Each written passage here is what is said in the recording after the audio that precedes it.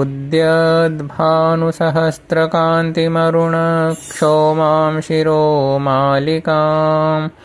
रक्तालिप्तपयोधरां जपवटीं विद्यामवीतिं वरम् हस्ताब्जैर्दधतीं त्रिनेत्रविलसद्वक्तारविन्दश्रियम्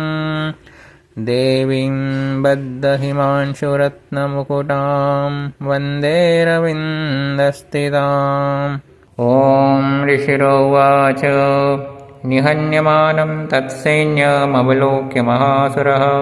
सेनानी चिक्षुरः कोपाद्ययो योद्धुमथाम्बिकां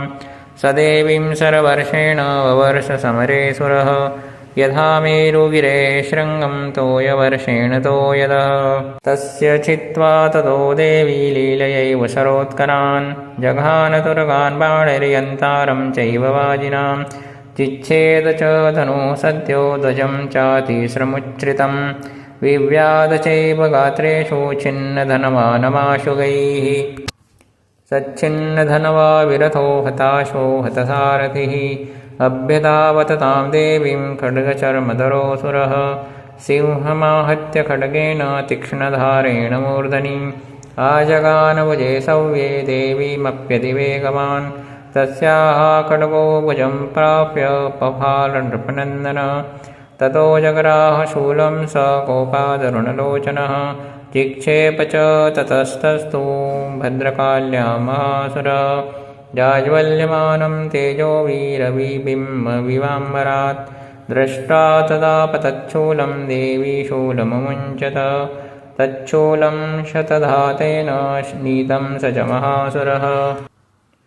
हते तस्मिन् महावीरे महिषश्चमूपतौ आजगामगजारूढश्चामरस्त्रीदशार्दनः सोऽपि शक्तिं मुमोचाथ देव्यास्तामम्बिका द्रुतं ओङ्काराभिहतां भूमौ पातयामास निष्प्रभां वग्नां शक्तिं निपतितां दृष्ट्वा क्रोधसमन्वितः चिक्षेप चामरः शूलं बाणैस्तदपि साचिनत् ततः सिंहसमुत्पत्य गजकुम्भान्तरे स्थितः बाहुयुद्धेन युयुधे तेनोच्चे स्त्रीदशारिणा युध्यमानौ ततस्तौ तु तस्मान्नागामहिं गतौ युयुधातेति संरब्धौ प्रहारैरतिदारुणैः ततो वेगात्कमुत्पत्य निपत्य च मृगारिणा करप्रहारेण शिरश्चामरस्य पृथक् कृतम् उदग्रश्चरणे देव्या शीलावृक्षार्दिविर्हत दन्तमुष्टितलेश्चैव करालश्च निबादितः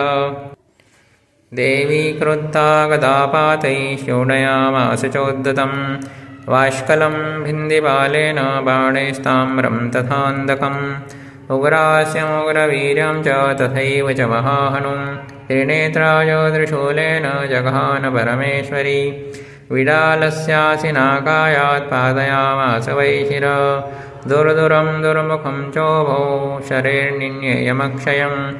एवं संक्षीयमाणे तु ससैन्ये महिषासुरः माहिषेण स्वरूपेण त्रासयामास तान् गणान् पाश्चित्तुण्डप्रहारेण खुरक्षेपैस्तथा परान्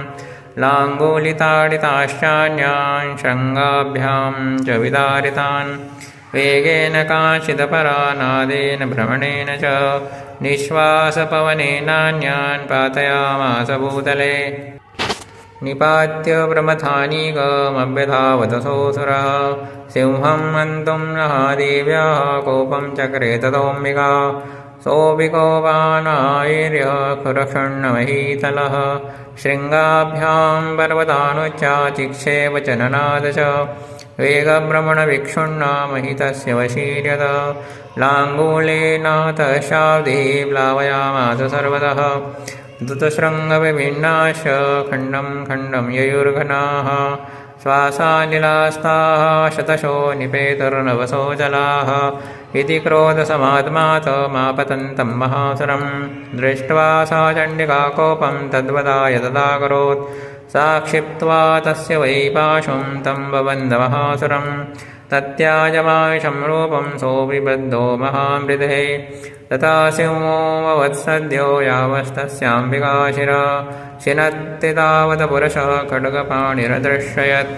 तथा एवाशु पुरुषं देवी चिच्छेदसायकैः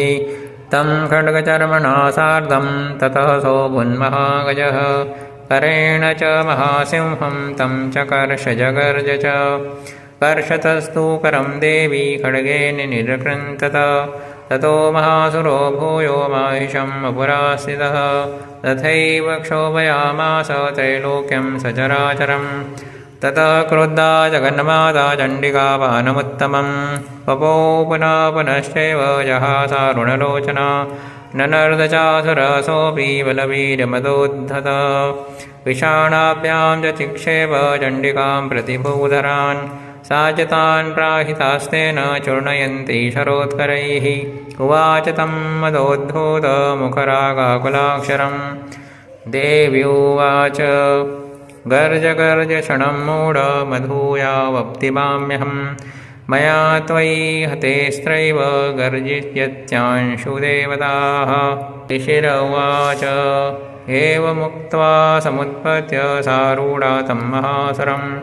पादेनाक्रम्य कण्ठे च शूलेनैनमताडयत् ततः सोऽविवदाक्रान्तास्तया निजमुखात् ततः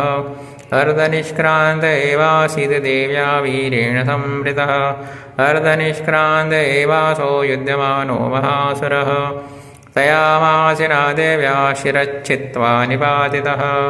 ततो हाहाकृतं सर्वं दैत्यसैन्यं ननाशतत्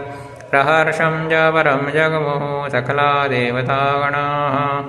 तुष्टुस्तां सुरां देवीं सह दिव्यैर्महर्षिभिः जगुर्गन्धर्वपतयो निनृतुश्चाप्सरोगणाः।